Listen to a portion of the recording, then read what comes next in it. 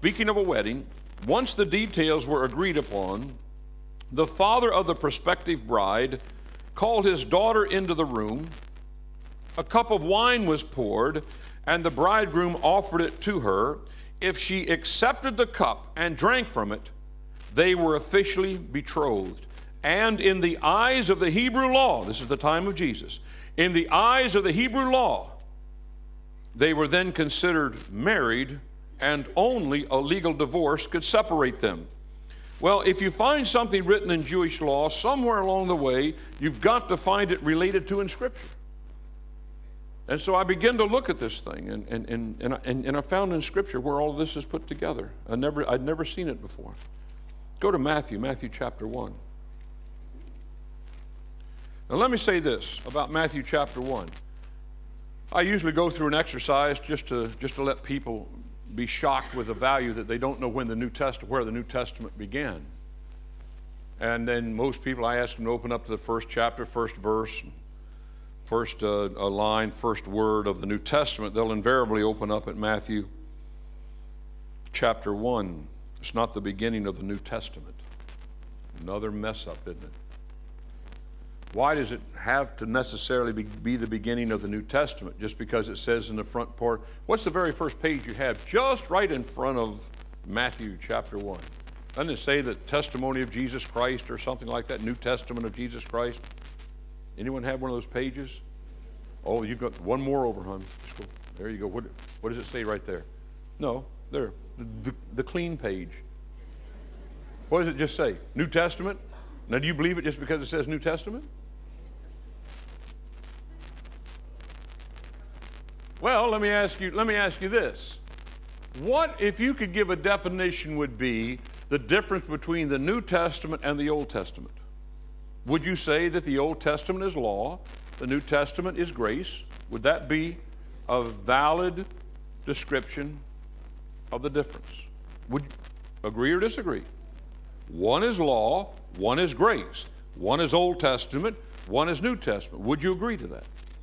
If that's the issue, then you've got to remember that, and this may be a frightful thing to some of you, but Jesus was Jewish. And he was born under the law. And if that's true, and it's absolutely true, don't make me prove it, but it's true, then 99% of what we call the synoptics, or the Matthew, Mark, and Luke, as well as the Gospel of John, 99% of those Gospels are about Jesus, a Jew of the tribe of Judah who was under the law. Are you with me? And there's a lot of things in here that have been totally mistranslated by the church because it has to do with the law, has nothing to do with the church. So where does the law end and grace begin?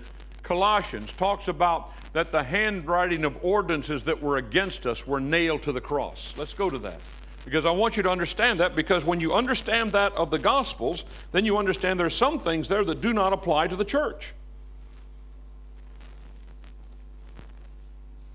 Where did I say we were going? Huh?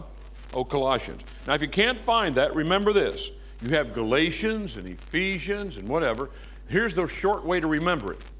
General Electric Power Company. And if you're really unkosher, you can remember Gentiles eat pork chops. Somebody told me that, and I said, okay, we're going to use that from now on, man. But if you go to the book of Colossians, it says in chapter 2, verse 14, that there was a time, says, blotting out the handwriting of ordinances, that deals with a portion of the law, that was against us, which was contrary to us, and he took it out of the way, doing what? Nailing it to what? His cross. So what's the difference between grace and the law? The cross. And if you go back to Ephesians chapter 2, it says, verse 15, having abolished in his flesh the enmity, even the law of what? Commandments contained in ordinances. When did he do that? When he nailed it to his cross. Do you understand what I'm saying about this thing about Matthew?